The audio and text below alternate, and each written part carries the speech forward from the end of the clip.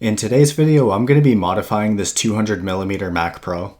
I'm going to kick things off with some electroetching, and towards the end I'm going to round over all the edges along the spine and the heel. So let's get into it.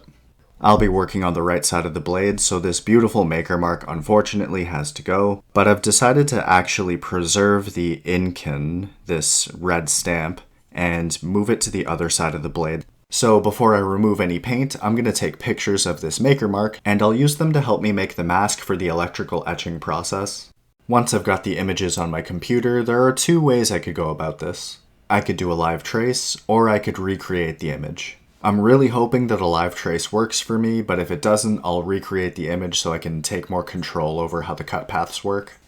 For the uninitiated, when you do a live trace, you're basically letting the computer try to figure out what an image looks like. There are lots of different settings and sliders that you can tweak to refine the image, but it's basically just the computer taking its best guess. I thought for something simple like this, it would be the perfect application of a live trace, but you can see that I was having trouble getting a clean outline. I decided to go into a separate paint program to bump up the contrast between the mark and the blade, and that kind of worked, but it's not good enough for what I need to do. So I'm just going to do a manual trace and work with that. I roughed in all of the paths with a stylus, but then I went in with my mouse and tweaked the actual nodes to get everything the way that I needed it to be. And then I tried cutting it. The original mark is 1 centimeter square, and I'm going to try to get that same size. And this is a perfect illustration of the hazards of working small. This first test is atrocious. I won't bore you with all of the details, but I kept going back and forth, tweaking the paths, recutting, tweaking the paths, recutting, and I eventually got something that seemed okay. But even still, at this small size, the machine doesn't always do consistent work. If I cut this out 10 times, some of them will look better than others. Knowing that, I'm going to cut it out a bunch of different times and then pick the best one. There are some pretty good looking ones, but I still need to go in with an X-Acto knife and just clean everything up. And since everything is so teeny tiny, I'm going to put a fresh blade on my knife. I tried to be gentle while I was weeding and cleaning up these areas, but I ended up screwing up this first one. So I found another one that looked pretty good, and I just did all the work off of camera. There are some spots that I left unweeded, and that's because there are tiny islands of detail inside of them that I want to keep there. And the best way to do that is to transfer the vinyl and then weed it once it's stuck to something more secure than the backing of this vinyl paper. So I'll just trim up some transfer tape and stick it on there, and then cut out the stamp. Thinking about the placement, I just want it to be somewhere that's not invasive. I'm not going to go too close to the bolster so it doesn't interfere with the pinch grip, but I'm also not going to go too far out into the blade so that it can rub against your knuckles. So I'm looking for that sweet spot right in the middle. To line everything up, I'm going to make use of the spine of the knife and use it as my reference surface. And because this is a square design, I can also use the top of the design itself as my second reference surface. I decided on a gap of 0.5 centimeter between the spine and the design, so I measured that out and trimmed the mask itself straight and true and on dimension.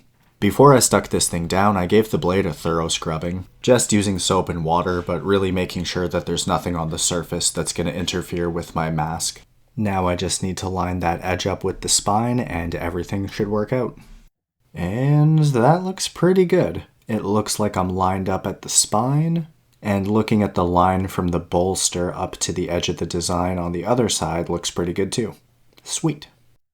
After I get the transfer tape off, I just have to weed the remaining pieces and we're good to go. I wish I could say this was uneventful, but a few of those islands that I was talking about needing to keep actually peeled off with their parent pieces. Yet another hazard of working so small. Sometimes the blade just doesn't cut all the way through. This happens with larger pieces as well, but it's definitely not a problem at that scale. But with the pieces that I'm working with, I'm basically trying to pin them between my hook and the tip of the knife and trying to manipulate them that way. And since the piece that I need is connected by a tiny tab to the piece I need to get rid of, I'm also trying to slice through that tab while I'm just manipulating these pieces. So yeah, good times. With strained eyes and a steady hand, we get there eventually. And I gotta say, this looks pretty good. All of the openings are clean, and I think we're gonna get a good etch. But before we do that, I'm gonna protect the rest of the work area. The process is relatively dry and easy to localize, but it is still possible to screw up other parts of the blade if you're not careful. Hell, even if you're being careful. I'm just going to avoid the anxiety completely and cover up anything that I think is going to be problematic. Using electricity to etch metal is a little more complicated than acid etching, but it's still pretty straightforward. You'll probably hear me throw around the terms electroetching, electric etching, and electrolytic etching. It's all the same thing. Electrolytic etching is probably the most technical and formal term, but in common usage, everyone's just kind of making it up as they go. Regardless, here's how it works. In basic terms, you have a circuit with metal on the positive side, metal on the negative side, and some sort of electrolyte in the middle. When you apply electricity, it moves in the positive direction into the first piece of metal, or the anode. It continues through the electrolyte and into the second piece of metal, or the cathode. As the electricity flows, metal is pulled from the anode, moves through the electrolyte, and is deposited on the cathode. There are two major ways that you can go about this, and today we're going with the dry option. It's a little more beginner friendly, and you can still get really professional results. All you need to know is that I'm going to be using the knife itself as the anode or the positive end of the circuit, and I'll be using this clip as the negative end or the cathode. My electrolyte is salt water, and to use it in this system, I'm going to soak a cotton ball in it. I don't want it to be sopping wet, I just want it to be damp. I'll then take the cotton ball, clip it into the negative end or my cathode, and that's basically our system complete. For our power source today, I'm just going to use a 9-volt battery. For bigger projects and more complicated projects, you're obviously going to want to upgrade to a power supply of some sort. Whatever you use, make sure that it is direct current, not alternating. You need a continuous flow of electrons in the same direction. So I hook the cotton ball up to the negative lead, and I hook the knife up to the positive lead. And as soon as I touch the cotton to any exposed metal, the circuit is complete and the process begins. By using cotton, I'm absorbing all of the bits of metal that are being ripped off of the blade before they can reach the cathode. And you can see that it gets dirty really quickly. So when one part of the cotton ball gets too dirty, I'll just move over to a clean section and keep going. It's important to keep the work area as clean as you can. You don't want this oxidized steel to build up and get between you and the fresh metal. Now, for something this small, I could probably get away with just sinking the cotton ball into the center and pressing it down into the corners. But I'm just going to be extra careful and go over the corners as well. The only real trick is to work evenly across the surface so that you have an even result at the end. And do you see what happened there? My heart stopped when I saw it.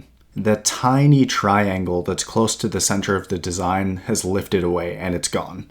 And the reason my heart stopped is because in that moment, I had no idea when I had lost it. So I stopped etching immediately and went to review the footage. Especially on something this small, you can lose your details really quickly if you're not paying attention. And because those details are so small, it's very easy to lift them off in this dry process. Anyways, when I reviewed the footage, I noticed that it was in that last round of dabs that it came off. So I didn't screw it up, at least not very much. Luck struck again because I'm at a good depth now, so I'm just going to start cleaning it up. My goal is to maintain the surface finish on this side, so I'm going to keep most of the mask in place as I clean up the local area. And again, with something this small, it's really not a big deal. I'm just using a Scotch-Brite pad, and that'll pretty much do it. I guess the only noteworthy thing is the direction that I'm moving the pad itself. The surface finish on the rest of the blade runs in that direction, so I'm just gonna match it. And there we have it, all cleaned up and ready to go. So the only thing left to do is to round over all of the hard edges on the blade, except for the cutting edge. If you're a home cook, then this step is pretty extra, but even still, it's something that I like to do. The technical reason to break the edges is so that it's more comfortable and less likely to dig into your hand when you're using a knife for a prolonged period of time, specifically in a pinch grip. When I was working on a prep team and I was using a knife for like 3+ hours at a time, I really started to notice this firsthand. So if you're in a situation like that, rounding over the corners can be a really nice creature comfort for your blade. The person who's getting this knife cooks a lot, and I'm not sure if they're going to want to use this thing at home or in a professional kitchen. So to me, the modification is definitely worth it, and I'm sure the person who receives this knife will appreciate it too. But beyond practical reasons, it's honestly just nice to hold a blade that doesn't have hard edges on it. And with that, our modifications are done. I'm really pleased with the way this thing is shaping up. In my next vid for this knife, I'm going to create the design that we're going to etch, and then in the vid after that, we'll do the actual etching. So subscribe if that sounds cool, and otherwise have a good day.